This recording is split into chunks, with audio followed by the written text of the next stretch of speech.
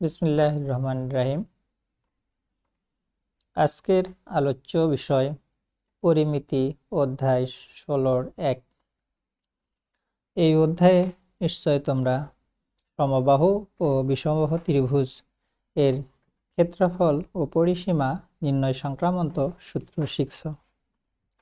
আজকের এই পাঠে আমি আলোচনা করব সমবাহু ও বিষমবাহু ত্রিভুজ সংক্রান্ত সমস্যা কিভাবে সমাধান করা যায়। আজকের পাঠ শেষে তোমরা সমবাহু ও বিষমবাহু ত্রিভুজ সংক্রান্ত সমস্যা সহজেই সমাধান করতে পারবে। আজকে আমি এই অধ্যায়ের 3 ও 4 নং সমস্যা নিয়ে আলোচনা করব এবং এইগুলো কিভাবে সহজেই সমাধান করা যায় তার কৌশল দেখাবো। চলো দেখি।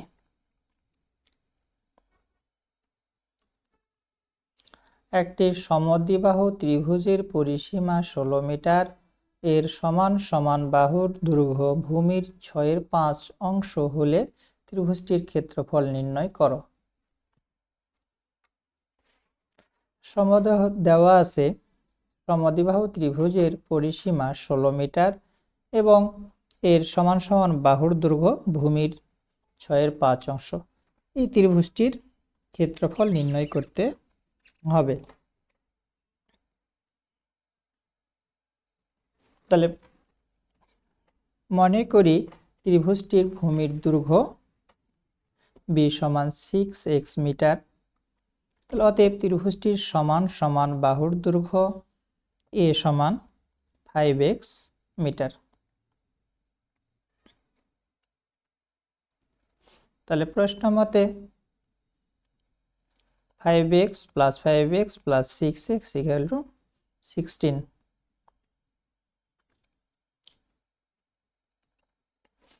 16x equal to 16, অতএব x equal to 1। অতএব ত্রিভুজটির ভূমির দৈর্ঘ্য b সমান 6 into 1 metre equal to 6 metre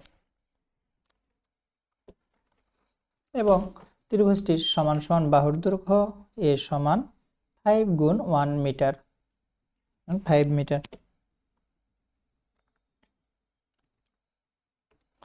অতএব ত্রিভুজটির ক্ষেত্রফল b/4 4 into a square minus b square বর্গমিটার।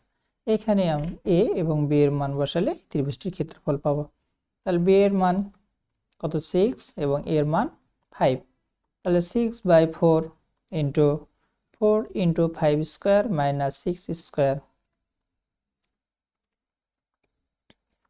এটা লঘিষ্ঠ আকার করলে পাবো 2 দিয়ে ভাগ দিলে 3, 2 দিয়ে ভাগ দিলে 2, 3/2 বাজে।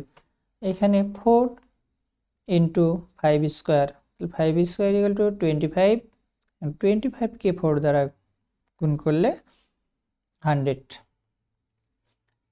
Minus 6 square equal to 36। 100 minus 36 equal to 64। তাহলে 64 এর স্কয়ার রুট ইকুয়াল টু 8। তাহলে 3/2 ইন্টু 8, তাহলে 3/2 ইন্টু 8 ইকুয়াল টু 12 বর্গ মিটার।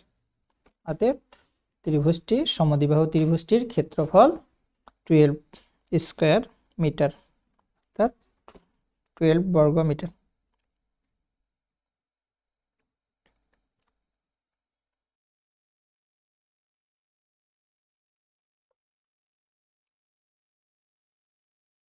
একটি ত্রিভুজের দুইটি বাহুর দৈর্ঘ্য 25 সেন্টিমিটার, 27 সেন্টিমিটার এবং পরিসীমা 84 সেন্টিমিটার। ত্রিভুজটির ক্ষেত্রফল নির্ণয় করো। এই ত্রিভুজটি একটি বিষমবাহু ত্রিভুজ। এর দুইটি বাহুর দৈর্ঘ্য 25 সেন্টিমিটার এবং 27 সেন্টিমিটার দেওয়া আছে এবং ত্রিভুজটির পরিসীমা 84 সেন্টিমিটার।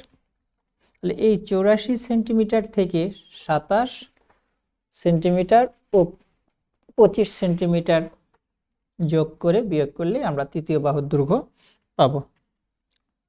তাহলে মনে করি ত্রিভুজটি বাহুর তিনটির দৈর্ঘ্য a সমান 25 সেন্টিমিটার, b সমান 27 সেন্টিমিটার এবং c সমান 84 মাইনাস 25 প্লাস 27 সেন্টিমিটার।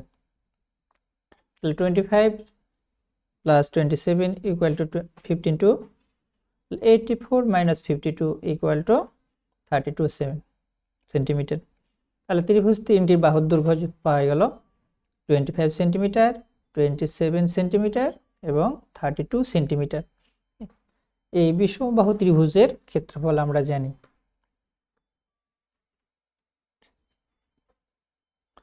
তাহলে ত্রিভুজটির পরিসীমা 2s সমান 84 সেন্টিমিটার, অতএব s সমান 42 সেন্টিমিটার। তাহলে অতএব ত্রিভুজটির ক্ষেত্রফল, এটি একটি বিষমবাহু ত্রিভুজের ক্ষেত্রফলের সূত্র। তাহলে এই জায়গার মানগুলো বসালেই পাবো, যেখানে এ বি সি ত্রিভুজের বাহু তিনটির দৈর্ঘ্য এবং এস অর্ধ পরিসীমা। এই মানগুলো আমরা বের করে রেখে আসলাম, এখন এসে বসাবো। এস সমান 42, তাহলে 42 মাইনাস 25, 42 মাইনাস 27, 42 মাইনাস 32। তাহলে 42 into 42 minus 25 equal to 17, 42 minus 27 equal to 15, 42 minus 32 equal to 10। তাহলে 42, 17, 15 এবার 10 গুণ করলে আমরা পাবো এই সংখ্যা 1,07,100। এর বর্গমূল করলে পাওয়া যাবে 327.26 বর্গ সেমি। অতএব ত্রিভুজটির ক্ষেত্রফল 327.26 বর্গ সেন্টিমিটার। ধন্যবাদ। আবার দেখা হবে নতুন ক্লাস নিয়ে, এই অধ্যায়ে বাকি সমস্যাগুলো নিয়ে। তোমরা নিয়মিত এই চ্যানেলটিকে ফলো করলে ধারাবাহিকভাবে দশম শ্রেণীর অধ্যায় ভিত্তিক সমস্যার সমাধানগুলো দেখতে পাবে। আবারও ধন্যবাদ জানিয়ে আজকে শেষ করছি। আল্লাহ হাফেজ।